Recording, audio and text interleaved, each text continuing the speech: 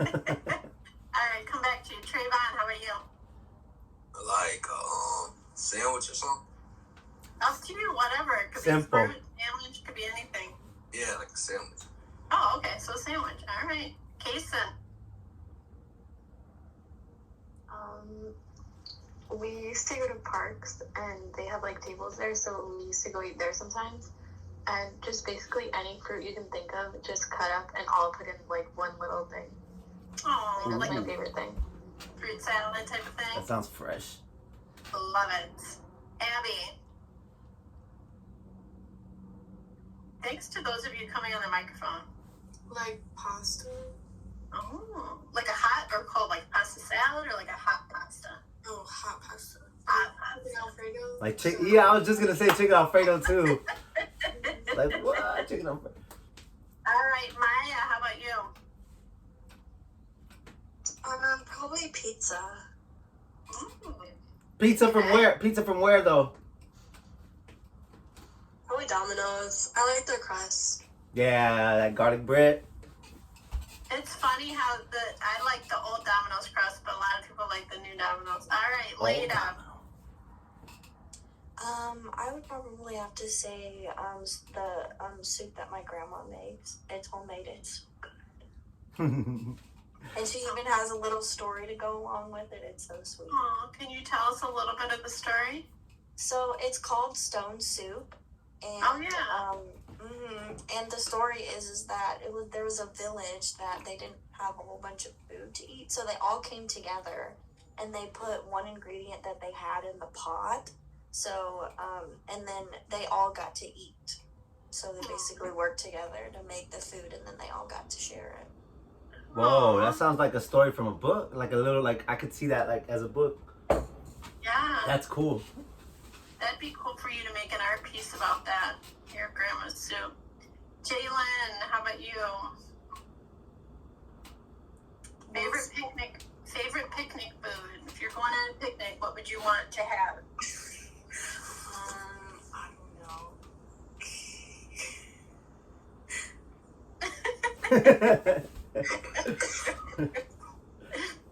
All right, I'll come back to you. Think about it for a second. Josue, how about you, buddy?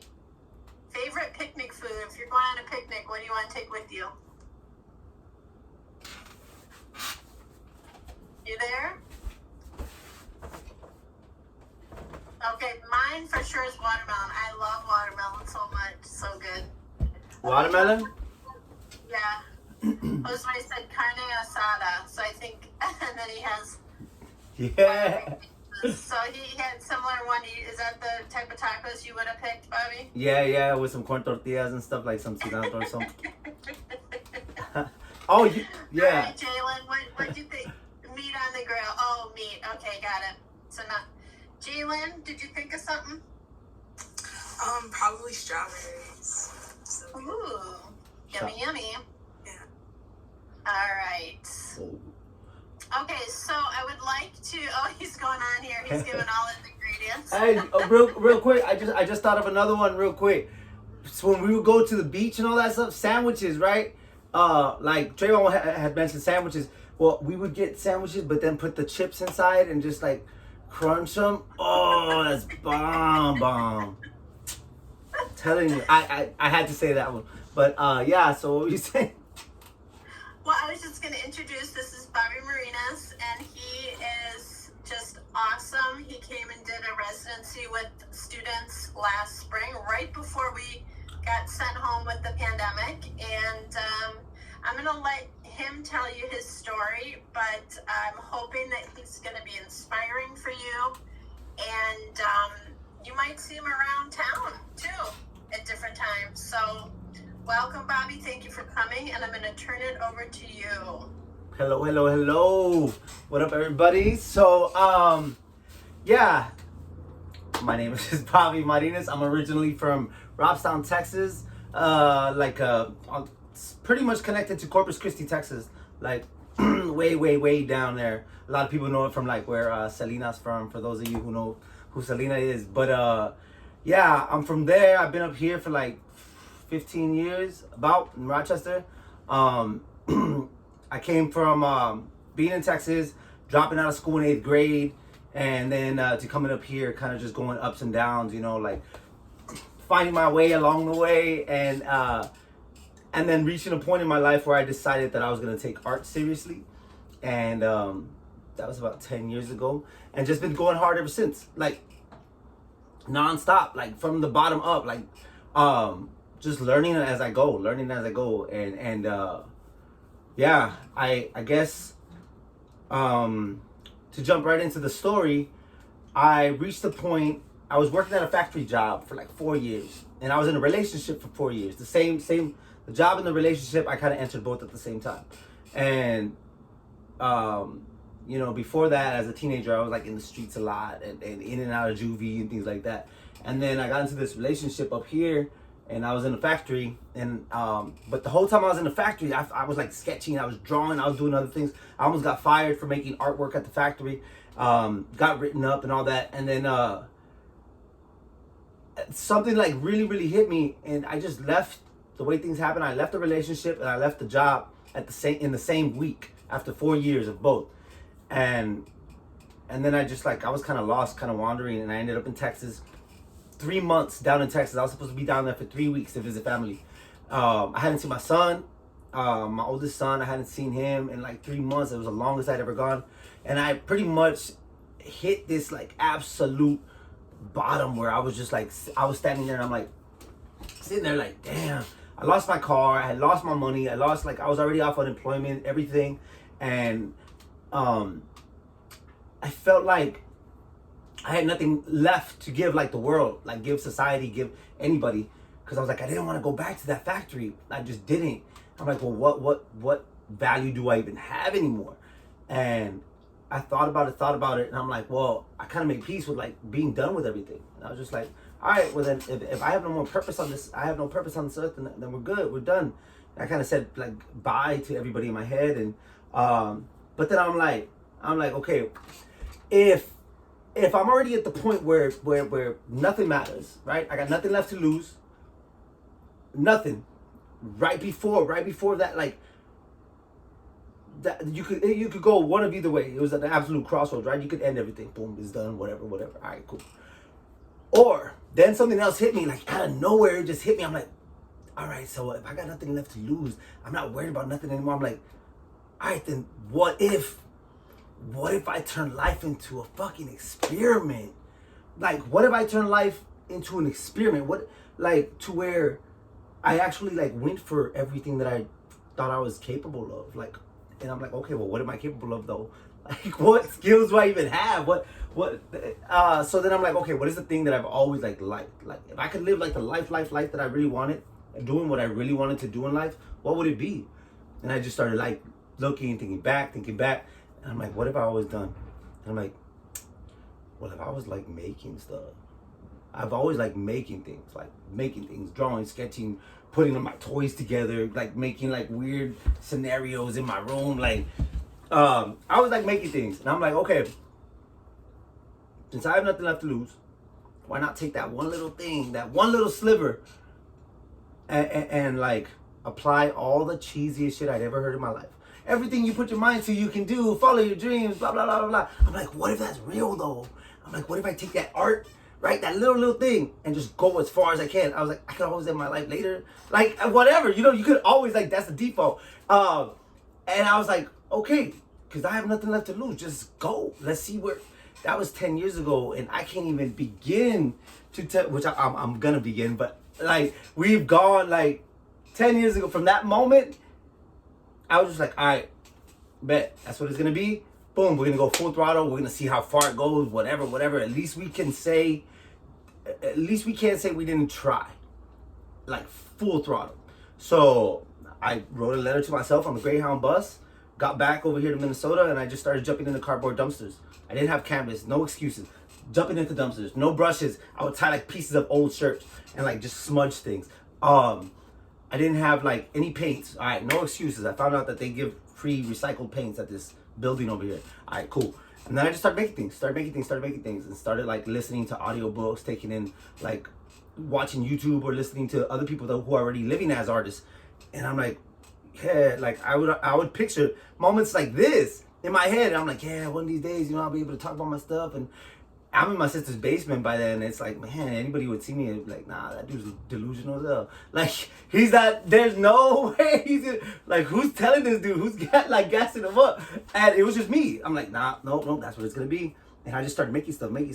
And then, yeah, and then I started to bring my stuff out into the public. Like, literally, I would just get on the bus with my stuff, my paint, and go, like, downtown and just start painting in front of people. Then I got to meet people, and then I started painting electrical stuff or whatever. But, so on that note, I'm going to share my screen, and I'm going to show y'all kind of, like, my journey, but with my art along the way. So you can kind of see, like, the progression or whatever. So, Yeah, I never heard about you painting the electrical stuff. Was that, like, boxes and things? Or? The ones right outside the Civic Center. Oh, yeah, okay. Yeah. Oh, right, like your logo, your little icon thingy. Which ones? The one that when your camera goes off, your little icon comes on with the little houses. Oh yeah, Right those. here. Yeah, those are. And that painting is actually at Bravo Coffee in the Galleria now too. Oh, okay. So y'all see my screen, right? Yep, we can see it. Okay. So this right here, I think it's on a napkin, and like if you see right there, it's like it says 07. So I'm over here learning. This is when I'm at the factory. So I left the job in 08. So this was like right before I left, and I was literally just sketching from paintings, from drawings. I was learning like anatomy, like just right there with pen on napkins.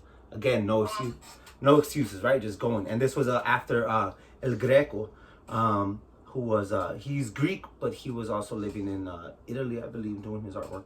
So anyway, I was just studying a bunch of his stuff, doing big paintings, doing little ones, and then I was messing around with graffiti. I've always loved graffiti. That was the thing we would do like out in the streets, but you know, that was more like, that was just rascal stuff. Like it was all ratty and like it was real bad.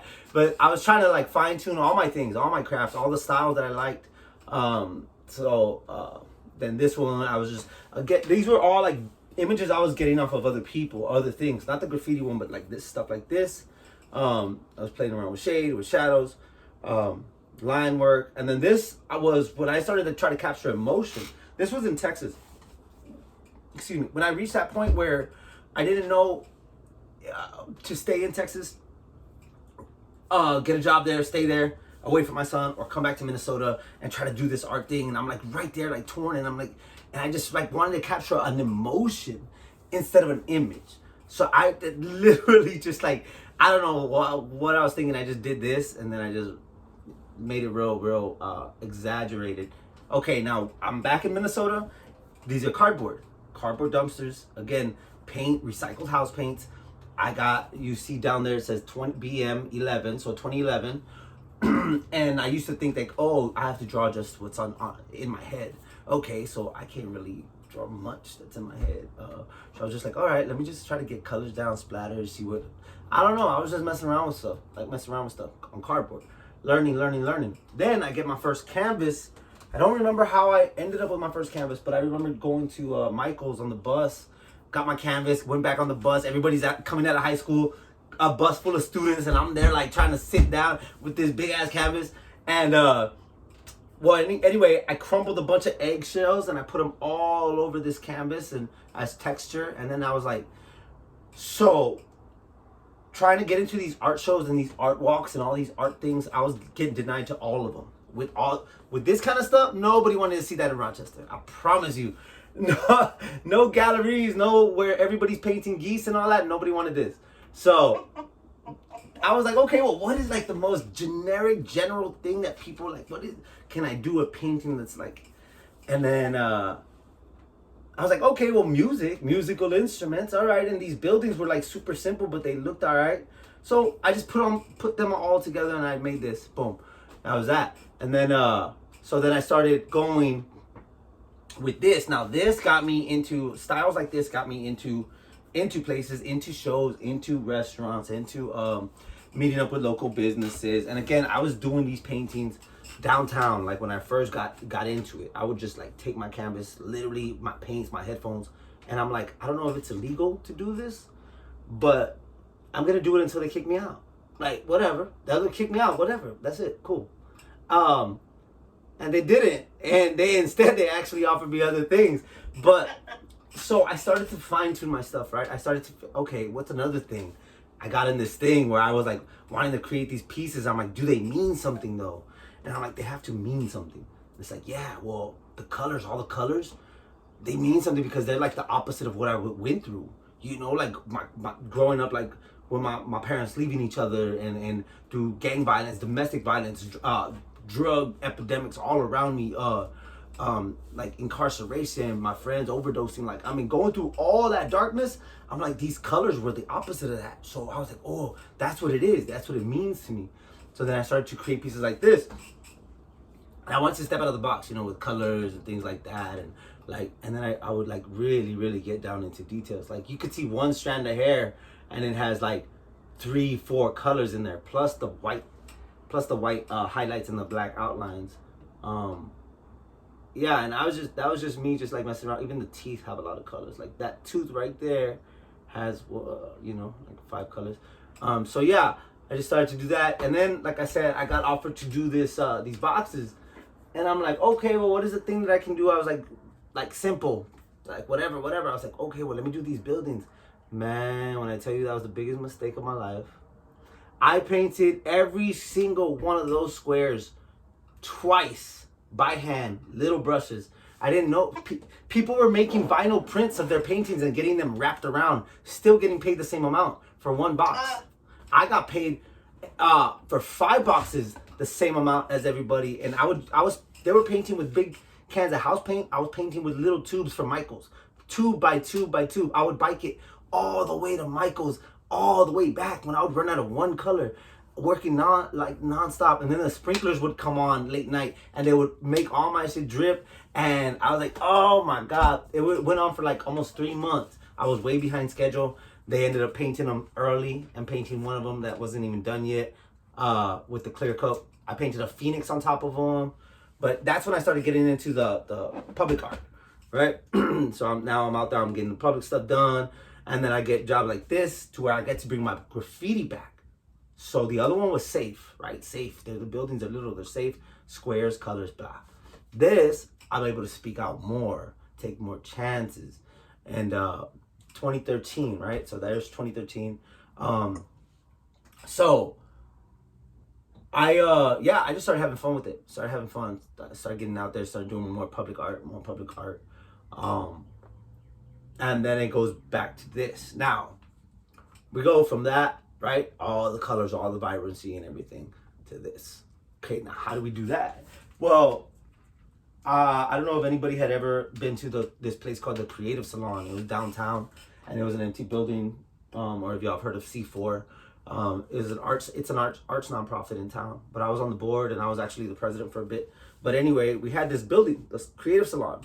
And we were doing a bunch of art shows, a bunch of random stuff. I put on a lot of shows together, But after doing all this colorful stuff, all these playful things and everything, I wanted to come back to my voice. Like, yeah, it was cool, but at the same time, something was missing. I like wanted to get raw, like really raw with it. So I created this whole body of work that was based on my life from start to finish, like everything, the gang violence, everything that we went through. Like right here, you see somebody like with their, let me see if it's the next one. Okay, let's see. Yeah, okay. Oh, there's backwards. All right. So Ungrateful Bastard. That's the show, the name of the show. And it was based off my uncle. He used to call me that. Like I heard him like snapping on my mom once. And I stood up to him and I was little. And I was like, oh, I said something to him. And he comes up to me, he's like, oh, you fucking ungrateful bastard. Malagradecido. And he comes walking down that hallway and he's like big, tall. And he smashed his guitars. He used to play guitar, he still does. He used to sit me next to him and like he played guitar to me. So something that used to have like meant beauty to me, something that I used to associate with beauty and love, now became a sign of violence, anger, hatred. And so that's where this show came from. And if you zoom in, you can see my picture, like real picture is right there in between the letters. So that was the name of the show, and I actually busted that guitar right there on the spot. Like I gripped it really tight and I like stepped into the shoes of my uncle and I stepped into his anger, like for me not knowing why he was mad at me. Cause like my mom wouldn't come home sometimes, like for a couple days, and she would come home and he would get after her. Me not knowing, I just didn't want nobody to talk to my mom no kind of way. So I didn't know. But then as I got older, so I stepped into his shoes and my shoes. So I was innocent defending my mom, but I was also angry and protective, you know. So I was playing both sides, and then I smashed that piece there and left it. It was a really powerful piece. Then this one was when like my mom was with some dude or whatever for a minute, and we used to have to barricade ourselves in the room sometimes because he would get stupid. And I remember a couple times, like we were in there and my brothers and sisters and us, and we're hiding in there, and he's out there talking shit or whatever. And I told my mom, you know, he used to hide weapons all around the house. And I told my mom, I'm like, look, after I thought about it so long, you know, I was like 14. I was like, there's a note right here. Like, if you see this note, it says, just tell them it was self-defense. And I told my mom, I go, look, I'm gonna like kill this dude. Like, and I was a kid. I was just tired of being scared. I was tired of my sister and brothers being scared. And I'm the oldest, so I had to protect them. And I'm like, look, this is what I'm gonna do. And I go, just promise me you'll tell them it was self-defense. And she's like, what? She's like, you're fucking stupid. Da, da, da, da. She did not let that happen. Like, that was it. And so that was one of those traumatic moments, you know, and it really like reminded me that I was in an environment where I had to survive like by any means. And then you go like over here. This was based off one of my brothers, my homeboys who became my brother. I met him out in the streets where we were playing around and playing football, whatever. And then he comes over to spend the night. And he used to sneak in our house. Both his parents were in prison. He would sneak in the house. We would sneak him in because my uncle was like a maniac. He wouldn't let nobody like come over or stay in the house. We would sneak him in through the window, hide him in our closet, like a pile of clothes and dirty clothes, and we would feed him through there. We would like just sneak him food and hide him under there, and he would sleep there, like just so my uncle wouldn't snap and he was not out in the cold.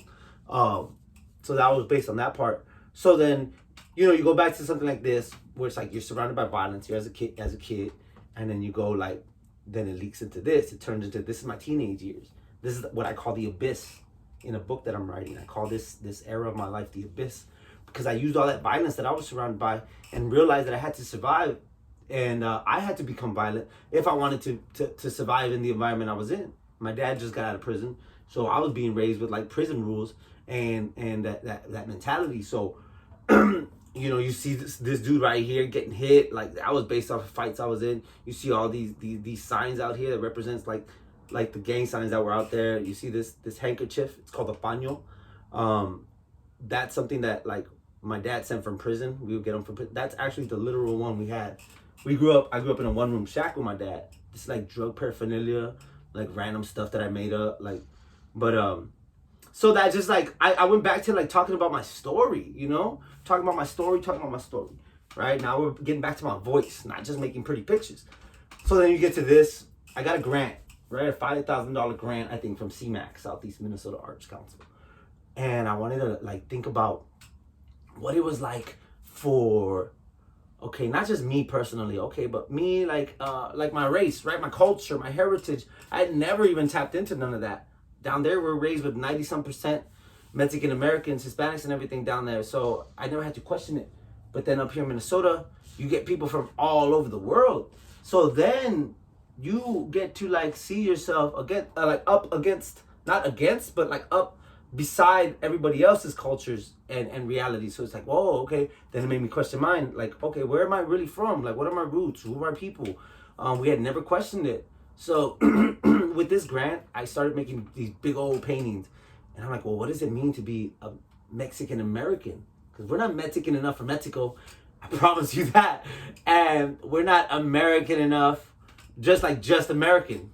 So it's that weird middle ground, you know? And so then this was just like a purge, right? I'm just like, excuse me, I'm just like vomiting stuff. Like, okay, what does it mean? Like everything that I could think of. So this has to do with like the religions we were raised around, and then capitalism, and then America, and then our histories. It's kind of literally just like vomiting stuff, like trying to find a way, not really having any answers, just still just like throwing everything out.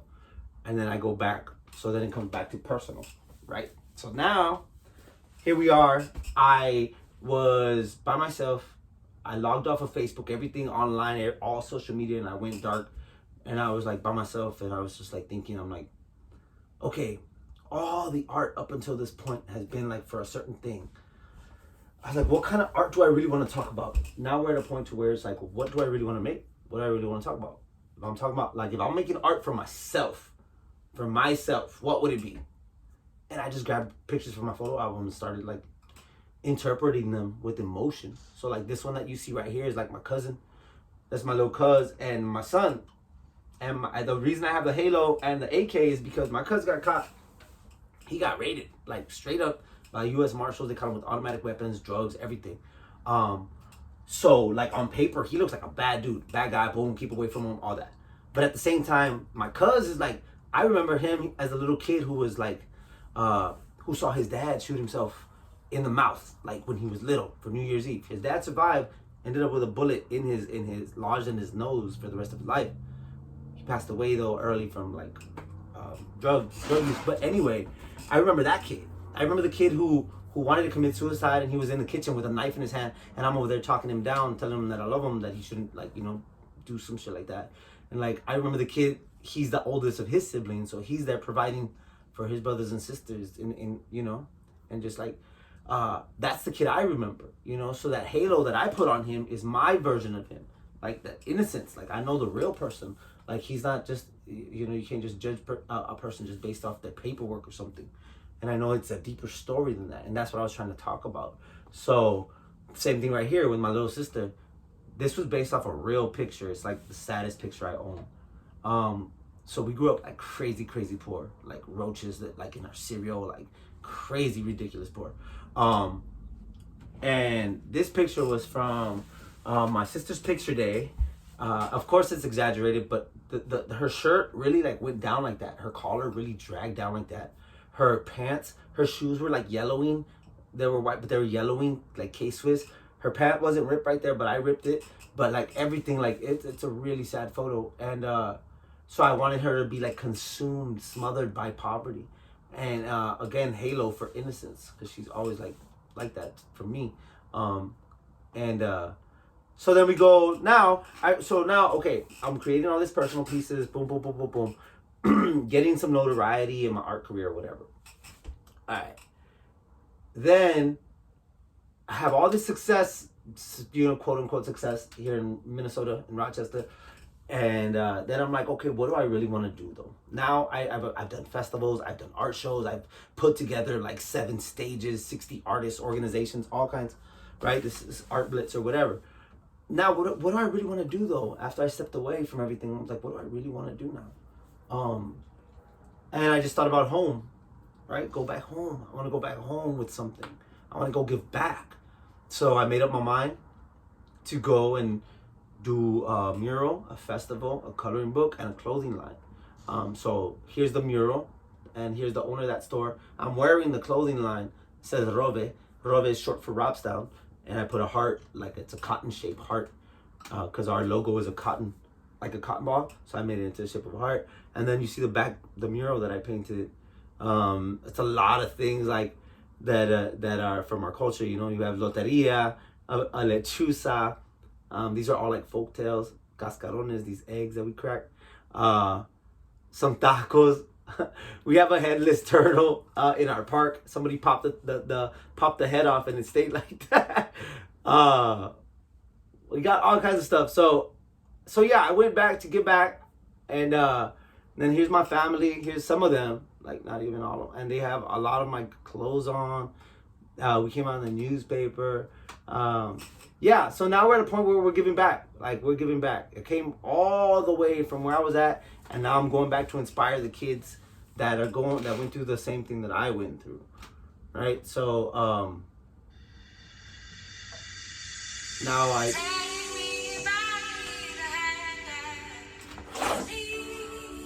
so this right here, let's see. I'll let that play real quick.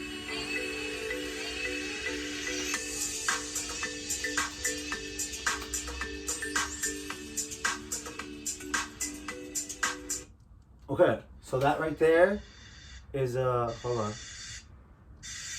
Are you kidding me? All right, got it. Okay, so this right here is a again, now we're getting back to giving back, talking about our real stories. And this, I recreated the one-room shack that I grew up in with my dad. And I made it all out of tamale skins, like the hojas, right? The corn husks.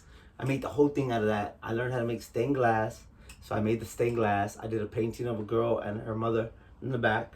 And so now I'm playing with installations, and we're talking about, again, personal stuff. But how do they tie into everything else, right? So that's kind of like where we're going now with it. We're making immersive things. We're talking about how does all of this tie into the rest of the world? How do my personal experiences tie into the rest of the world? How can I make it to where they're more than just paintings? They're more than just like up on a wall. How are we stepping out of that? And what kind of impact can that have on the world?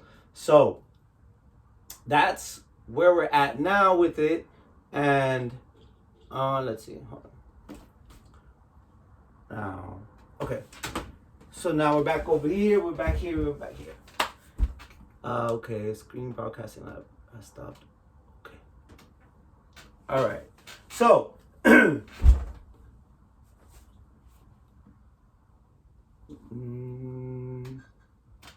okay. Can y'all hear me now? Hold up.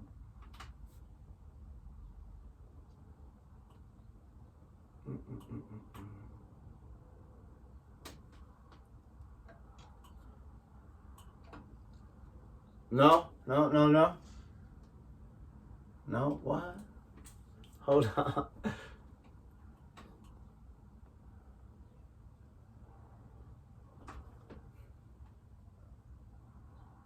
Okay, can you hear me right now?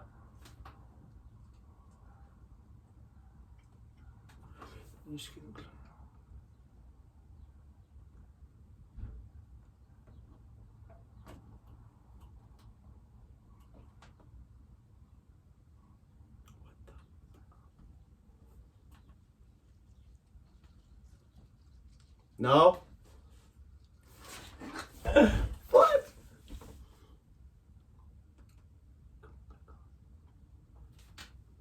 Okay. I'll try it.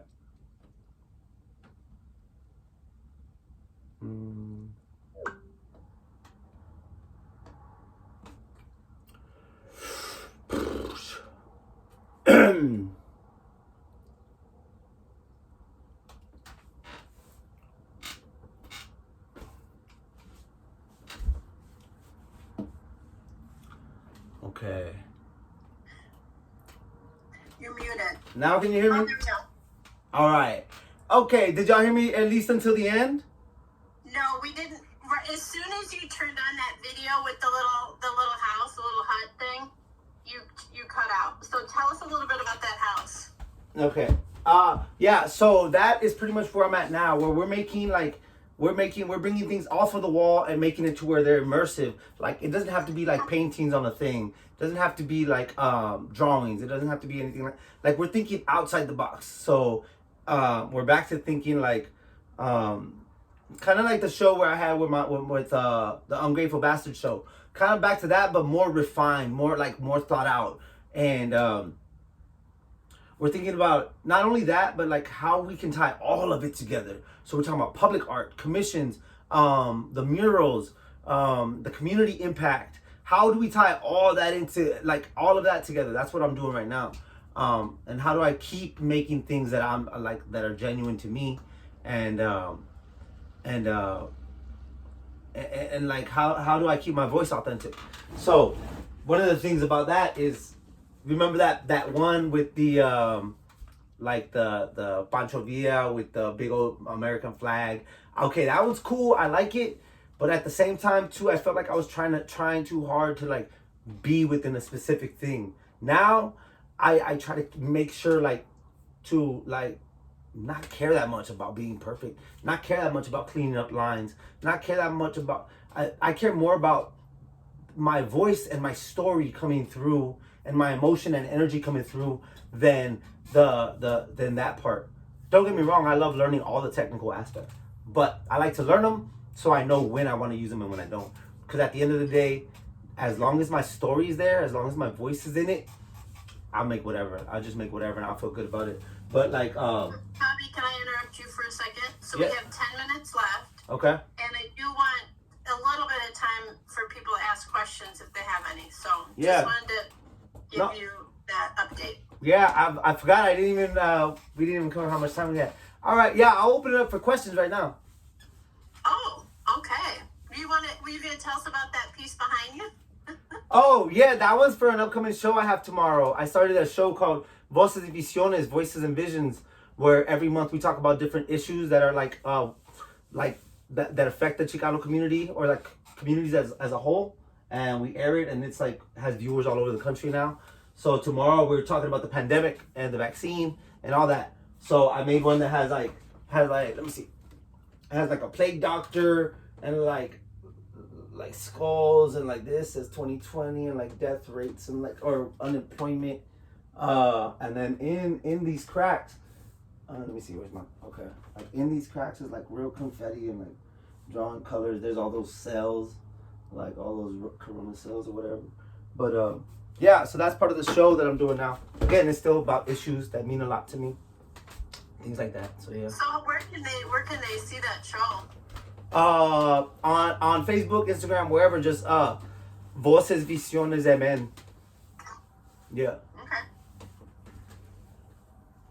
All right. Who has a question? Well, there were a couple comments back here. So, Kaysen said that they did the same thing when they went to Valley Fair. They put the chips in their sandwiches. And then Bomb. I'm telling you. Tiana said that I think she said that's amazing about the was it the lion or one of your paintings? I can't remember early on. So who has a comment or a question about Bobby's work? So Latest says, I don't have any questions, but those pieces are so beautiful. Thank you so much. Anyone else have any comments, questions? While other people are thinking, I had a question. So you said that early on you started painting. You were like, I'm going to start painting on things, and if they get upset with me, that's fine. What did you start painting on? Was it those electrical boxes that you started painting on, and then they kind of got the idea for other people to paint them, or? Oh, no. No, they would have locked me up if I would have painted on those with no permission. No, I would take my canvas to Peace Plaza and paint there. Oh, so you would just set up your stuff and kind of paint, and people could watch. Yeah. Oh, gotcha. Okay. And I didn't know if that public thing you needed some kind of permits or whatever. I said, yeah, I'm gonna do that. And then somebody saw me from the RDA, the Rochester Downtown Alliance, and they're like, hey, that's really cool what you're doing. We're starting this project where we paint electrical boxes. You should stop by this meeting. And I was like, oh, all right, cool. And now, we did that, and a mural at the Starbucks at the Mall of America too, and all that. So that's them. Oh, really? Yeah, if you ever go to the Starbucks at the Mall of America where the rotunda is, where that big one where they perform and all that, where they put the stage, that big round area. Yeah. First, okay. Yeah, on the first floor, there's a Starbucks right before you enter the roller coaster play area. Right there, there's a big old mural that I did. Oh, cool! I didn't know that. I would have checked that out. So Kaysen says, if you sold the Plague Doctor painting as a print, a lot of people would buy it, including me. Yeah, thank you. That's what Kaysen said. And then Logan said, your art is amazing and you seem like a really cool person. Thank you so much. By the way, y'all have the first sneak peek of this. I'm just about to finish this part, and then I'm gonna take a badass picture of it and post it on our pages. So y'all got the first sneak peek of it. I don't like anybody to see. Yeah. That's a privilege. He's not even totally done with it yet. Awesome. Okay, Leda said she would buy the doctor too. Thank you. And Maya said it's super cool. Now, could you tell us the materials you used for that one, the medium? Yeah, this was charcoal, graphite, just pencils, and acrylic paint, and some house paint, and I still use house paint. And then confetti, like real literal confetti. I glued it to there because I wanted to represent not only cracking open all of this, all the negative stuff, like something different, like something hopeful is underneath all that, and it reminds me of cascarones. So like, we fill those eggs with eggshells for Easter with confetti, and we crack them on each other's heads for Easter, right? So it's like this like violent act, but you crack it open and it's festive and it's fun. So I put real confetti in there to represent, you know, like how, like getting through the darkness to get through the hopeful stuff. So yeah. So Abby says that she's gonna go to MOA this weekend. She'll look for your work. Yeah. Maybe take a picture so you can show us on when you come back on Monday. We want to see it. I did all that by hand, like free-handed, because my projector didn't work. I was gonna project the world. No. So it was and it's the world, it's the globe, all the countries. So I'm looking at a little paper like this, and I stayed overnight, 15 hours straight at the Mall of America. So I had a security pass. When I tell you the Mall of America in the middle of the night, all pitch black in there, is the weirdest thing. I looked up and it's like Dora the Explorer, like in the dark, like floating. I'm just like, yeah, this is different. So Kason said your work brings back so many memories of those cascarones from Easter. I remember making them as a kid. Yeah, they're fun. So touch real quick on when you first started out and you were painting on cardboard and you were using the house paint and all that kind of stuff. Did you have negative self-talk? Were you telling yourself anything like, I'm not good enough? Or did you just push through and ignore all of that? I mean, it must have been hard at first to get rejected so many times, knowing that your work wasn't sophisticated, you know, or people didn't think it was good enough or whatever. How did you get through that initial period? Oh yeah, I definitely had that, and I used to call, like, I was so out of there. I would call like galleries in New York, like see if they're like, do you even know who you talk? I was like, I don't know, but I'm gonna write your name down for when I come back successful though, because I was like, but then at the end of the day, I was like, man, what? And then I was just like, nah, you know what? And I just kept learning, kept wanting to learn, and the way I pushed through all that stuff was just like if I really felt like I felt for it, like I felt it, like I'm like, I have this thing that I posted, and it's a quote. I think I don't know who said it, but it says, "Be so good they can't ignore you." And I was just like, I'm gonna just. This is what it's gonna be. This is what it's gonna be. This is what I want to do. Like, nah, we're good. As long as I'm not afraid to keep learning and keep getting better and keep trying. And I realized that one of the biggest differences between successful and unsuccessful was how long people hang in the game. Like, people tap out. Like, I'm like, oh, that's why people say it's kind of lonely the closer you get to success, because people they drop all along the way. If you don't really want it, you don't really want it. That's not their vocation. They're going to find something else. But really, it's all a matter of like, keep learning, keep trying, keep learning, keep trying. When you realize that success isn't failure and success, this crossroad, success is failure, success, failure, success. And it's not even failure. It's just mistakes. Failure becomes failure when it's a mistake that you stop on. You know what I mean? Oh, good point. Yeah, use it as a building block instead of a barrier. You use it as a building block. Yeah, because if you stop at a mistake, it's failure. If you keep going after the mistake, it's a lesson. Love that. Okay, so in the chat, because we got 2 minutes left here, because you know they told me for half of the quarter I was releasing them at noon, but they told me that really class ends at 11:55. So I've been keeping them 5 minutes long for about a month. So can you give us your information so I can put it in the chat of how they can find you? Instagram, your handle is it's Bobby Marinas? At Bobby Marinas all together, all lowercase. Just Bobby Marinas with. And where else can we find you? Facebook? What are you for Facebook? Facebook is at Bobby Marinas, but it has it's like Bobby Marinas, but my last name has an S and a Z. Like that? Yep. Okay. Facebook made me change it.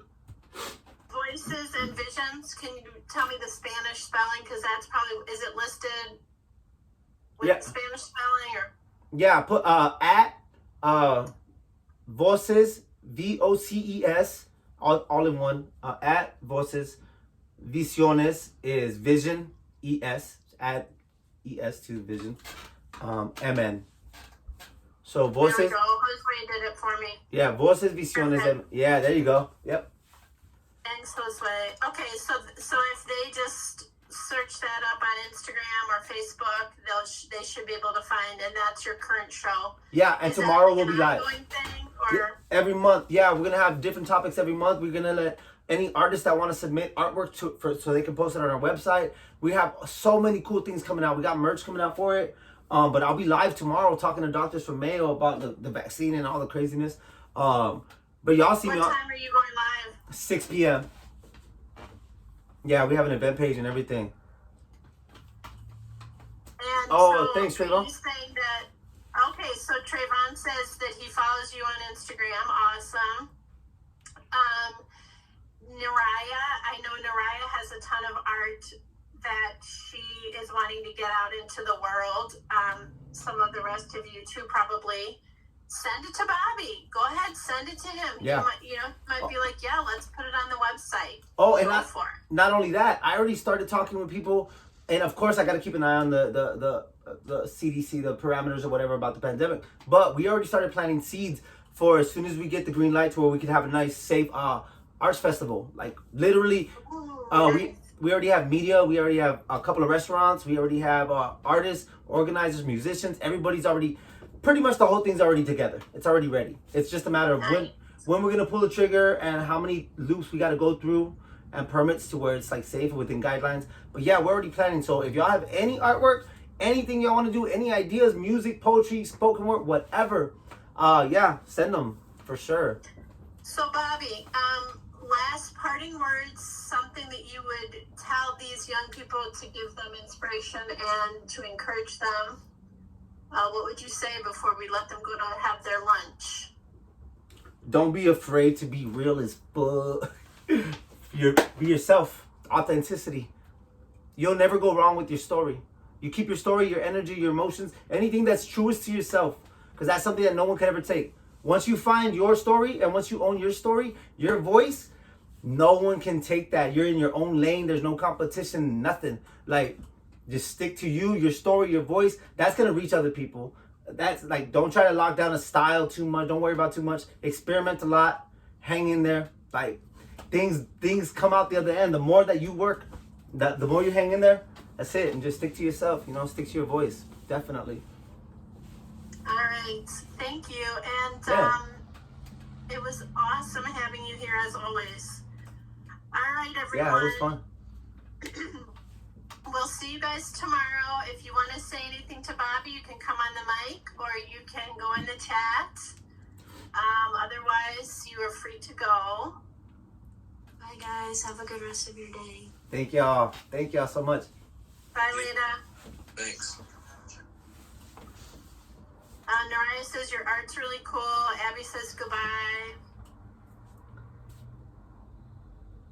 That was really Trayvon, I think. Oh, cool. That was really fun. Kason says bye. Bye. Bye. Tiana, are you going to say something? You going to come on the camera and chat with us a little bit? Or maybe she's not with us anymore. You never know because you can't see what's going on behind the screen. Tiana, you going to come chat with us? My background is loud. That's okay. We don't care. No, not at all. Okay. Come on, let's be quiet, please. I like your artwork. I really do. Thank you. And my favorite artwork of yours was the guitar one. When you had the two guitars, that was really creative in my opinion. Oh, thank you. The one, which one? The painting? It was kind of bluish. Oh yeah. Yeah, that one. That was good. Oh, thank you. That one it took me a minute. That one's actually really big. It's a big painting. Yeah, that was the one she commented about. That's right. It was kind of in between the lion and the cardboard in there, or somewhere around there anyway. I said, yeah, that's amazing. Yeah, Tiana just made a. Tiana, can I share with him your ceramic piece that you made? Yeah. Okay. Okay, too. You're okay with that?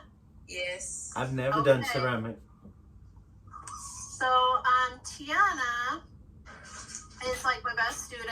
I mean, she is on the ball. She's gets everything turned in. She's a hard worker. Love having her in my class. And Also, she makes things happen. Yes, she does. She makes things happen. And we had a project called Turn Your Mini into a Maxi, where we listened to this inspiring talk by a spoken word artist and a ceramic artist, and we made these tiny little like mementos, like a little thing that reminded us of something in our life. And then they had to turn it into something bigger. And so this is the one she did here. Can you see the screen, Bobby? Oh, wait, let me. Oh, okay, there you go. Nice. Oh, wow. Wait, that's ceramic?